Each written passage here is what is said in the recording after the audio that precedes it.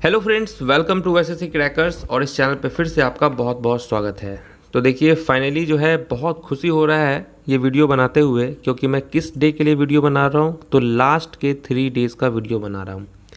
आप समझिए कि मार्च में ये एग्ज़ाम स्टार्ट हुआ, 19 मार्च को जो है एग्ज़ाम होकर आपका एग्ज़ाम पोस्टपोन्ड हुआ, और उसके बाद से लेकर यानी कि अप्रैल, मई, जून, जुलाई, अगस्त, सितंबर, अब जाके अक्टूबर, यानी 1 2 3 4 5 6 7वां महीना चल रहा है। यानी कि 7 महीना से कहीं ना कहीं कितने वीडियोस बना रहे होंगे। 7 इंटू अगर आमूनन एक दिन में 4 तो 120, समझिए कि अराउंड आप समझ सकते हैं ना, 600 से 800 के बीच में आपका ये वीडियो बना है मेरा। और अब जाकर फाइनली आपके लिए बना रहे हैं कि लास्ट के 3 डेज़ का वीडियो। तो बहुत ही ज़्यादा गंभीरता के साथ आपको इस वीडियो को देखना है, क्योंकि आपने निश्चित है कि इस 7 महीना में बहुत कुछ पढ़ा है। और इस 7 महीना के पहले भी जब एग्ज़ाम जब होने वाला था तो आपने वहाँ भी 5-6 महीना पढ़ा है, यानी टोटल जो है 12 महीने आपने पढ़ा है। इस चीज़ को दिमाग में बैठा लीजिए कि 12 महीने का पढ़ाई जो है इस एग्ज़ाम के पहले हो चुका है, जिनका भी एग्ज़ाम पोस्टपोन्ड हुआ है। तो वही बात है कि अब यही 3 दिन में जान लगा दो या फिर इसको जाने दो। समझ रहे हैं? जान लगा दीजिए, नहीं तो जाने दे दीजिए। तो यहाँ पर देखिए, स्टार्ट करते हैं, आपको समझाते हैं कि आपको इन 3 दिनों में करना है तो करना क्या है। सबसे पहले तो देखिए, आप कोई भगवान नहीं है। अपने आप को भगवान आपको नहीं समझना है कि आपको सब कुछ पता हो।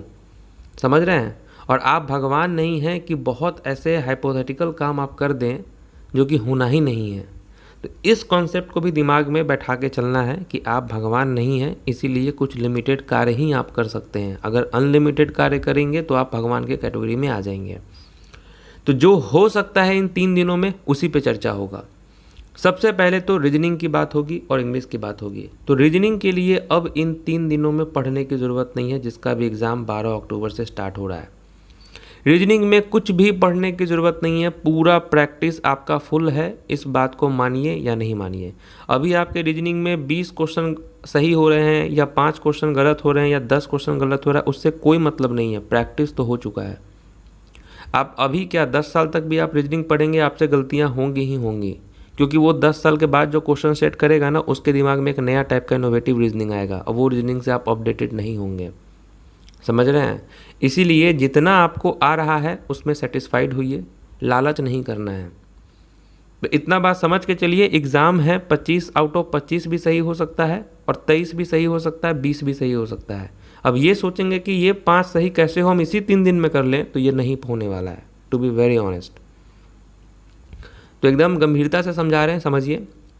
तो वही बात है कि रीजनिंग में तैयारी हो चुका है, अभी मॉक में गलत हो भी रहे हैं, उससे कोई लेना देना नहीं है। एग्ज़ाम में सही होगा, यही मान के चलना है, दिमाग में बैठा के चलना है। ये बात सुन लो, क्योंकि मैंने भी एग्ज़ाम दिया है, मुझे भी मालूम है कि यहाँ पे गलत हो जाता था, वहाँ पर गलत नहीं होते थे।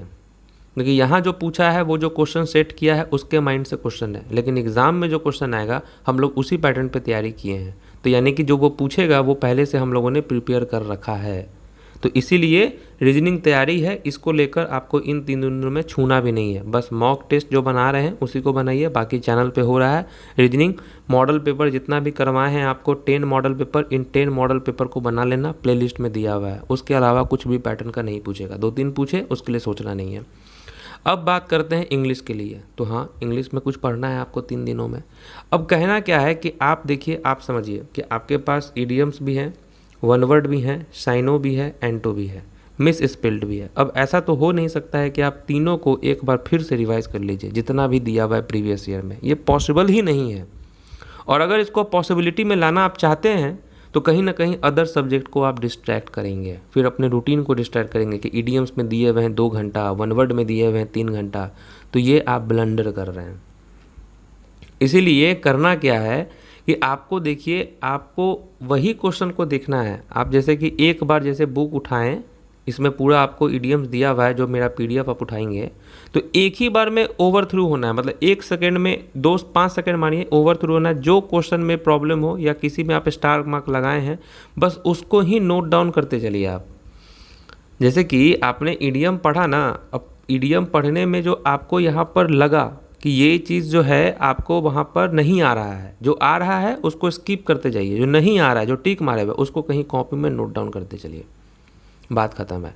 ऐसे ऐसे 50-60 निकल जाएंगे और ये ईडीएम को साइड कर दीजिएगा आप, बस इसी 50-60 को आपके पास रहेगा नोट्स, इसको रिवाइज करते चलना है। उसी तरीके से साइनो, उसी तरीके से आपको एंटो पढ़ने की ज़रूरत नहीं है, साइनो तक ही अपने आप को लिमिट रखें। मिस स्पेल्ड का कोई पढ़ाई करने की ज़रूरत नहीं है। वन वर्ड हो गया, ईडीएम्स हो गया और आपका साइनो हो गया, इसका ही नोट्स बना के चलिए, लिखते चलिए, ताकि आप कहीं जा रहे हैं, बैठे हुए हैं, रिवाइज करते रहिए। क्योंकि बहुत सारे लोग सेंटर के बाहर भी पढ़ते हैं, तो वही पढ़ते हैं जो वो नोट बना के ले जाते हैं, तो ये चीज़ करना है।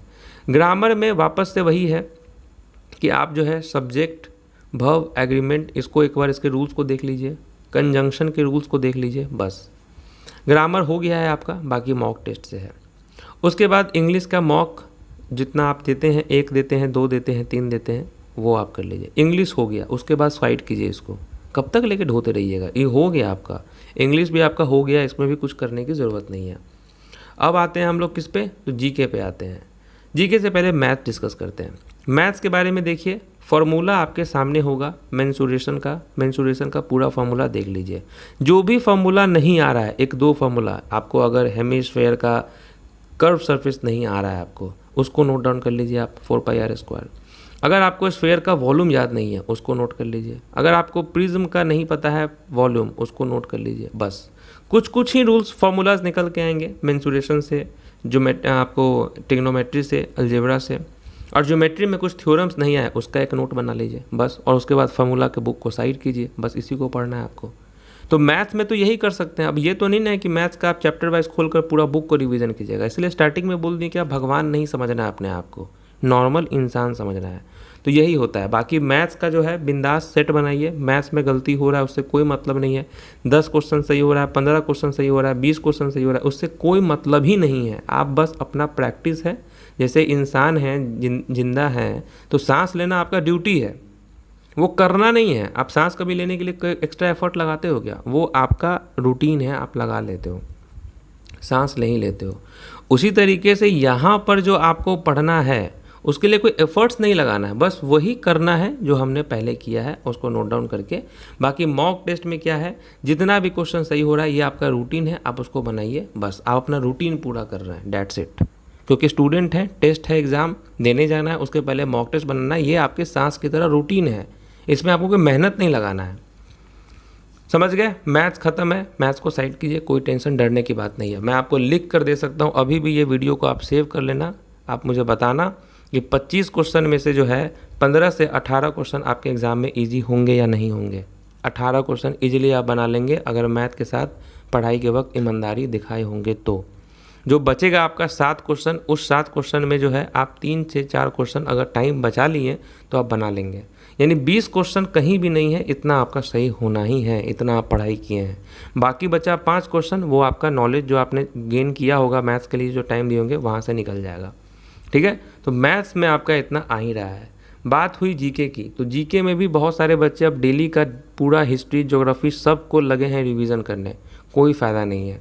ठीक है, क्योंकि आपको जो पढ़ना था आपने पढ़ लिया, बस चुपचाप से करेंट अफेयर्स जो प्लेलिस्ट में दिया हुआ है, जो आपको मैं अभी आपको पार्ट वाइज करेंट अफेयर्स करवा रहा हूँ, उतना करके आपने अपना रेडी कर लिया है और आपने किसी और चैनल से या कहीं और से आपने कुछ पढ़ा है, बस उसी को बार बार रिवीजन करना है।